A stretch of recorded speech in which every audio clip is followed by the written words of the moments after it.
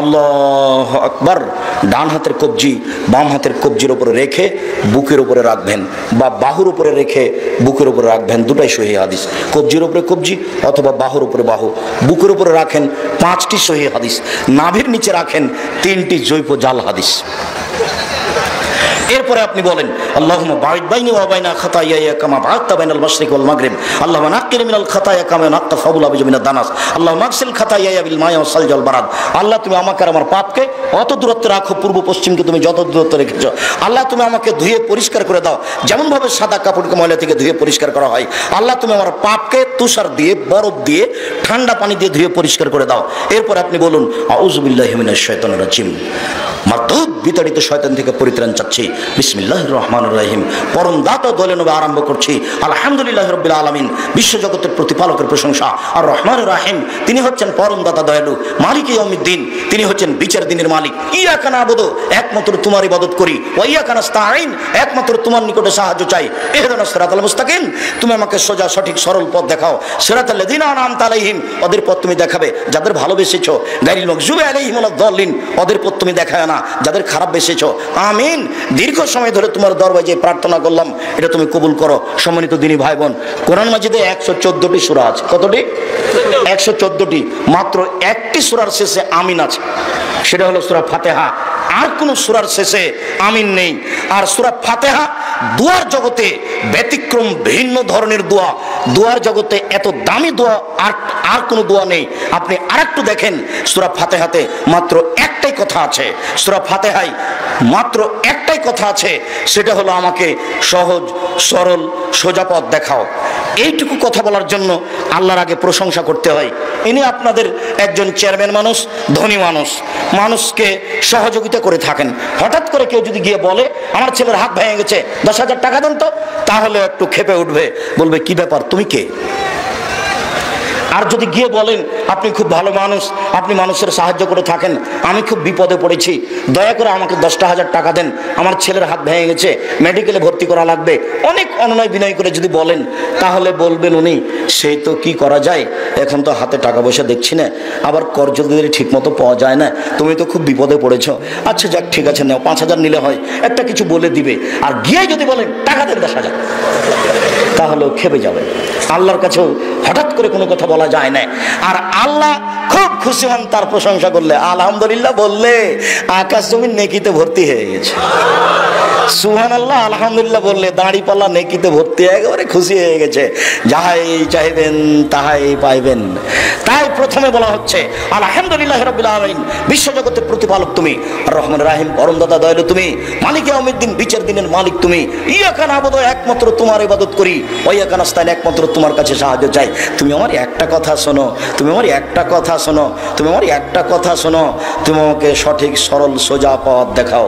কেউ বলে যে দেওয়ানবাগি করো, কেউ বলে মাঝ ভান্ডারিতে আসো, কেউ বলে আমার দলে আসো, কেউ বলে আমার দলে আসো, আবুল আলা মওদুদি বলেন রাজপথে আসো। আমি কোন পথে যাই? তো পথ চা হচ্ছে শুধু এই কথাটাই আছে। তার আগে বলা হচ্ছে বিশ্বজগতের প্রতিপালক, সমস্ত প্রশংসা তোমার। 1, 2 পরম দাতা দয়ালু তুমি, 3 বিচার দিনের মালিক তুমি, 4 একমাত্র তোমার ইবাদত করি, 5 একমাত্র তোমার কাছে সাহায্য চাই। তুমি আমার একটা কথা শোনো, তুমি আমার একটা কথা শোনো, তুমি আমার একটা কথা শোনো, তুমি আমাকে সোজা পথে চালাও, ওই পথে চালাবা যে পথ তুমি ভালোবেসেছো, ওই পথে নিয়ে যায় না যে পথ তুমি খারাপ বেসেছো। আমিন। এই একটাই কথা আছে সূরা ফাতিহাতে।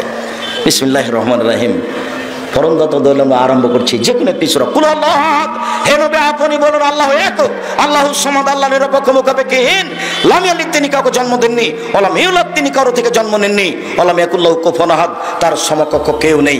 আল্লাহু আকবার। হাত ওই পর্যন্ত আবার উঠাবেন, হাতগুলি কাঁধ সামনাসামনি হবে, কানের লতি ধরবেন না, এভাবে নয়, আল্লাহু আকবার, এভাবে নয়, আল্লাহু আকবার। এই পর্যন্ত উঠিয়ে হাত ছেড়ে দিয়ে রুকুতে চলেন। রুকুতে যাওয়ার পূর্বে আপনার সাথে জরুরি কয়েকটি কথা, মাথাটা উঁচুও হবে না নিচুও হবে না, পিঠের লম্বাটা কপারটা একবারে সোজা থাকবে, হাত দুটি রডের মতো সোজা হয়ে থাকবে, আঙ্গুলগুলি খোলা খোলা থাকবে, কোমর থেকে সামনের ওজন হাতের উপরে থাকবে। আপনি বলুন সুবহান রব্বিল আজিম 5 বার 7 বার 10 বার, কোনো বারের হাদিস ঠিক নেই, যে যা পারে সে তা বলবে। নইলে আপনি বলুন সুবহান কুদ্দুসুন রব্বুল মালাইকাতুর রূহ, নইলে আপনি বলুন সুবহানাকা আল্লাহুম্মা রাব্বানা ওয়া বিহামদিকা আল্লাহুম্মা মাগফিরলি, তোমার প্রশংসা সহকারে তোমার কাছে ক্ষমা ভিক্ষে চাই, তোমার পবিত্রতা বর্ণনা সহকারে তোমার কাছে ক্ষমা ভিক্ষে চাই, তুমি আমাকে ক্ষমা করো। নইলে আপনি বলতে পারেন সুবহানাজিল জাবরুতি ওয়াল মালাকুতি ওয়াল কিবরিয়া ওয়াল আজমাত। আরও অনেক দোয়া আছে, এগুলো বলতে বলতে আপনি রুকু থেকে উঠে আসেন, বলেন সামি আল্লাহু লিমান হামিদা, আল্লাহ ওই লোকের প্রশংসা শুনলো যে তার প্রশংসা করলো, হামদান কাসিরান তাইবান মুবারাকান ফি, খুব তার প্রশংসা, মঙ্গলময় বরকতময় তার প্রশংসা, মিলাস সামাওয়াতে, আকাশ পরিমাণ প্রশংসা, মিলাল আর জমিন পরিমাণ প্রশংসা, মিলামা বাইনাহুমা, আকাশ জমিনের মধ্যে যে ফাঁকা রয়েছে এই পরিমাণ প্রশংসা, মিলামা শাইতা মিন শাইইন বাদো, তুমি যে কত প্রশংসা চাও আমি তো জানি না, যত চাও তত তোমার প্রশংসা।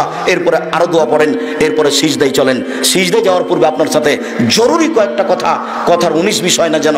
রাসূল সাল্লাল্লাহু আলাইহি ওয়াসাল্লাম বলছেন আমাকে 7 হাড়ের উপরে সিজদা করতে বলা হয়েছে। নাক কপালে হলো 1, 2 হাত এ হলো 3, 2 হাঁটু এ হলো 5, 2 পায়ের বৃদ্ধাঙ্গুল এ হলো 7। সিজদার সময়তে এই 7টা অঙ্গ মাটিতে লেগে থাকবে। সিজদার সময় আপনি হাত দিয়ে শরীর হাত চুলকাতে পাবেন না। হাত উঠিয়ে যদি আপনি শরীর হাত চুলকাতে আসেন তাহলে এখন 6টা মাটিতে লেগে আছে, 7টা নেই। সিজদা অবস্থা যদি একটা পা উঠিয়ে আর একটা পাকে এইভাবে চুলকান তাহলে সিজদা হবে না। আপনার এখন 6টা আছে, 7টা লেগে নেই, সাবধান থাকবেন। আপনাকে যদি শরীর চুলকাতেই হয় তাহলে সিজদা থেকে চলে আসেন, আসার পরে আপনি শরীর হাত চুলকাবেন, ওই সিজদা অবস্থায় নয়। কেন রাসূল সাল্লাল্লাহু আলাইহি ওয়াসাল্লাম 7 হাড়ের উপরে সিজদা করতে বলেছেন। তিনি আরো বলেছেন মাথার চুল যেন জড়ানো না থাকে, মাথার চুল যেন বেনি করা না থাকে, মাথার চুল খোপা খুলে দেওয়া থাকবে মহিলার, এ কথাই ঠিক। এরপরে হাত যেন জড়ানো না থাকে, হাতগুলি এভাবে জড়ানো চলবে না। রাসূল সাল্লাল্লাহু আলাইহি ওয়াসাল্লাম বলছেন আমাকে হাত জড়াতে নিষেধ করা হয়েছে। কেন? সব কিছুই সিজদায় যায়, কাপড়গুলিও সিজদায় যাচ্ছে, মাথার চুলও সিজদায় যাচ্ছে। অতএব একে জড়িয়ে তার সিজদাকে বন্ধ করা যাবে না। তবে নিচের দিকে, প্যান্টের নিচের দিকে প্যান্ট জড়ানো যাবে না, একেবারেই নিষেধ। জড়াতে যদি হয় তাহলে কোমরে জড়াতে হবে। আপনি কেটে নেন, কেটে নিয়েছেন, তারপরে এখনো 2-1 জনের আছে কেন? সন্ধ্যা পর্যন্ত সময় দিয়েছি, আগামীকাল সন্ধ্যা হতে হতে যদি সব প্যান্ট কাটানো হয় তাহলে বুঝতে হবে যে আমি বক্তব্যের সাথে মুনাফিকি করি, সেটা আপনার ব্যাপার। তবে আপনাকে আমি সতর্ক করছি, আপনার প্যান্ট টাকনোর নিচে থাকবে কেন? থাকবে না, এটাই চূড়ান্ত। আর সালাতের সময় আপনি জমা করবেন কেন? এটা আর একটা নাজায়েজ হারাম কাজ। আপনি ওকে নিজ স্থান নিজ গতিতে থাকতে দেন, তাহলে ও সিজদায় যাবে। সম্মানিত দিনী ভাই বোন, সিজদার সময় হাতের আঙ্গুলগুলি জমা জমা করে কানের পাশে রাখবেন, কোনো দুটো উঁচু করে রাখবেন যাতে করে পেটের নিচ দিয়ে ছাগলের বাচ্চা পার হতে পারে। আর নাক কপাল আরো 8-10 আঙ্গুল আগিয়ে রাখবেন যাতে করে পিঠের হাড়টা, লম্বা হাড়টা সোজা হয়। আর 2 পায়ের গোড়ালি সহ, বৃদ্ধাঙ্গুল সহ পাটি জমা থাকবে। দলিল আয়েশা রাদিয়াল্লাহু তাআলা আনহা বলেন, একদা আমি ঘুমের ঘরে বিছানা থেকে উঠে দেখি বিছানায় মুহাম্মদ সাল্লাল্লাহু আলাইহি ওয়াসাল্লাম নেই। আমি অন্ধকারে এভাবে হাত দিয়ে তাকে খুঁজতে লাগলাম, কোথায় কোথায় কোথায় কোথায়। দেখলাম আমার হাতটা তার 2 পায়ের গোড়ালির উপরে গিয়ে পড়লো, গোড়ালি দুটি একসাথে আছে। আমার হাতটা গোড়ালির উপরে পড়লো, গোড়ালি দুটি পায়ের আঙ্গুল দুটি মাটিতে লেগে আছে আর পায়ের গোড়ালি দাঁড়িয়ে আছে। আমার হাতটা 2 পায়ের গোড়ালির উপরে পড়লো। বোঝা যাচ্ছে যে পা দুটি জমা ছিল। যদি পা তার শরীর অনুপাতে ফাঁকা থাকে তাহলে অনেক ফাঁকা। সম্মানিত দিনী ভাই বোন, বলছিলাম এখানে মহিলা বৈঠকের কথাটি আবারও সতর্ক করছি। ওই বৈঠকে বলা হয়, জানি না এলাকায় বলা হয় কিনা, বুবু তুমি যখন সিজদায় যাবা বুবু, হাতি যেমন মাটিতে পড়ে যায় তেমন একবার মাটিতে পড়ে গিয়ে বুককে উরুর সাথে লাগিয়ে আঁটো সাঁটো হয়ে সিজদা করিও বুবু। যদি তুমি বুককে উরু থেকে পৃথক করে রাখো তাহলে স্তন ঝুলন্ত থাকবে বুবু, পর্দার ব্যাঘাত ঘটবে। কি করে কথা ঠিক হতে পারে? মহিলা শাড়ি পরে আছে, ব্লাউজ পরে আছে, ঘরের ভিতরে আছে, সেখানে পর্দার ব্যাঘাত হলো কি করে? মানে কথাটা একেবারেই মিথ্যে, কথাটার সাথে সত্যতার কোনো প্রশ্নই আসে না। ঠিক ওই কথার মতো হয়ে গেল চাঁপাইনবাবগঞ্জের বরিশালের এক বক্তা আমাদের চাঁপাইনবাবগঞ্জ দেবীনগরে বক্তব্য দিতে গেছে। তা আমি পরের দিন বাড়িতে গেছি, তোমার এক চাচাতো ভাই বলছে আজকে যে তাফসির করে গেল না বরিশালী সাহেব, এই তাফসির তোরা জানিস না। আগে থেকে রাগ আছে হয়তো আমার উপরে, বলছে তোরা এই তাফসির জানিস না। আচ্ছা কি তাফসির করলো একটু বলেন না। তাফসির সেগুলো তোরা জানিস না। আচ্ছা যেটাই বলুক আপনি একটু বলেন না সেটা কি। তখন বলছে যে শোন তাফসির করলো আদম আলাইহিস সালাম ঘুম থেকে উঠে দেখেন পাশে একজন সুন্দরী মহিলা, উনি হাতটা বাড়ালেন, তখন ফেরেশতা বলছেন থামেন, হাত বাড়াচ্ছেন কেন, আগে মোহর দেন। তখন আদম আলাইহিস সালাম বলছেন মোহর আবার কি? তখন ফেরেশতা বললেন যে 1000 বার মুহাম্মদ সাল্লাল্লাহু আলাইহি সাল্লামের উপরে দুরূদ পড়ে দিতে হবে। তো আদম আলাইহিস সালাম 1000 বার দুরূদ পড়ে বউ হালাল করলেন। তখন আমি বললাম নাউযুবিল্লাহি মিন যালিক, আল্লাহ তাআলা বলছেন আমি আদমকে সব কিছু শিখিয়ে দিয়েছি। আদমের চেয়ে শিক্ষিত মানুষ পৃথিবীতে কিয়ামত পর্যন্ত কেউ জন্ম নেবে না। আল্লাহ বলছেন আমি তাকে সব শিখিয়ে দিয়েছি। যেই লোককে আল্লাহ সবকিছু শিখিয়ে দিলেন সেই লোক বউকে কিভাবে হালাল করতে হবে সেটাই জানতেন না। একবারে নগদ ডাহাত দিনের মতো মিথ্যা তাফসীর। কারণ সব তাফসীর মাহফিল ঠেকাবে কে? যেমন আপনারা যেভাবে চলছেন, আপনাদের কথা মাঝে মধ্যে শুনলে আমার একবারে গাওটা জ্বলে ওঠে। আপনি মিথ্যা কথা বলছেন কেন? কিসের আপনি দায়িত্ব পালন করেন? চুপ থাকেন। আমি আপনাদের কাছের ভাই, কথা বলার পূর্বে আগে পরামর্শ নিয়ে নিন। কোথায় ভালো আর কোথায় মন্দ জিজ্ঞাসা করার পরে হাত বাড়াবেন। মাস্টারি করেন সেটা আপনার ব্যক্তিগত ব্যাপার, সমাজ পরিচালনা করবেন সেটা আপনার ব্যক্তিগত ব্যাপার। শরীয়তের ব্যাপারে কোনো কথা বললে না জেনে মুখ খুলবেন না। সম্মানিত দিনী ভাই বোন, আপনাকে আবার অনুরোধ জানাচ্ছি, আপনার গতিবিধি দেখে আমি আব্দুর রাজ্জাক জাতির সামনে কথা বলবো এটা আমি কোনোদিন প্রয়োজন মনে করিনি।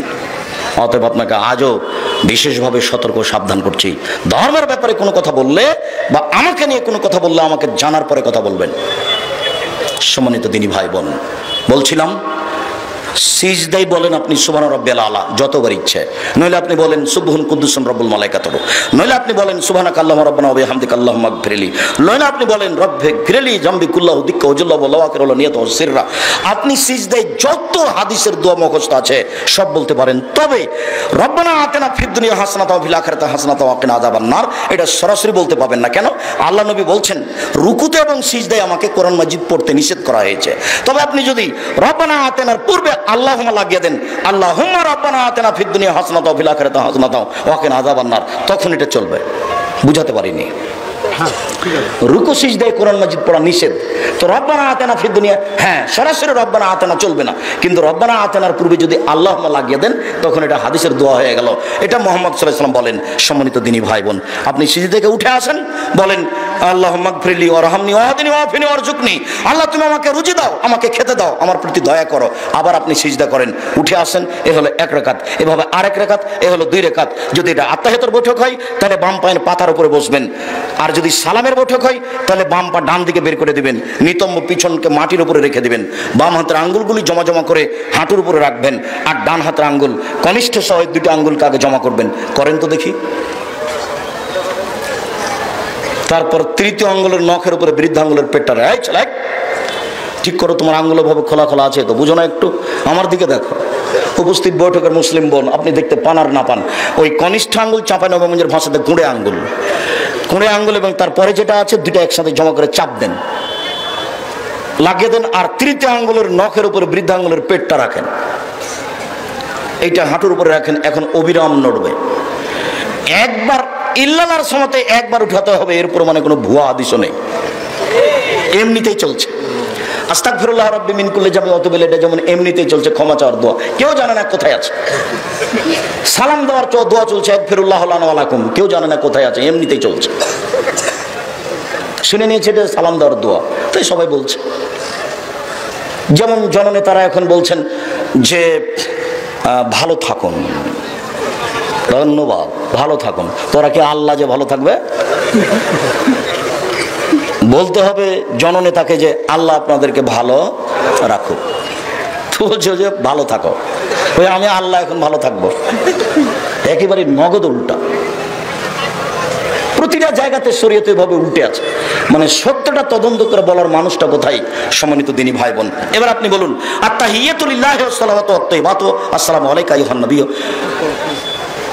শারীরিক ইবাদত আল্লাহর জন্য, আর্থিক ইবাদত আল্লাহর জন্য, সব ইবাদত আল্লাহর জন্য। আসসালামু আলাইকা আইয়ুহান নবী, হে নবী আপনার উপরে শান্তি অবতীর্ণ হোক। আসসালামু আলাইনা ওয়া আলা ইবাদিল্লাহিস সালিহিন, শান্তি ভালো মানুষের উপর অবতীর্ণ হোক। আশহাদু আল্লা ইলাহা ইল্লাল্লাহ, আমি সাক্ষ্য দিচ্ছি আল্লাহ ছাড়া কোনো মাবুদ নাই। ওয়া আশহাদু আন্না মুহাম্মাদান আবদুহু ওয়া রাসূলুহু, আমি সাক্ষ্য দিচ্ছি মুহাম্মদ তার বান্দা এবং তার রাসূল। এরপরে আল্লাহুম্মা সাল্লি আলা আল্লাহুম্মা বারিক আলা, এরপরে আল্লাহুম্মা ইন্নী যালামতু নাফসি যুলমান কাসীরা, হে আল্লাহ জীবনে খুব পাপ করেছি, ফাগফিরলি তুমি আমাকে ক্ষমা করো।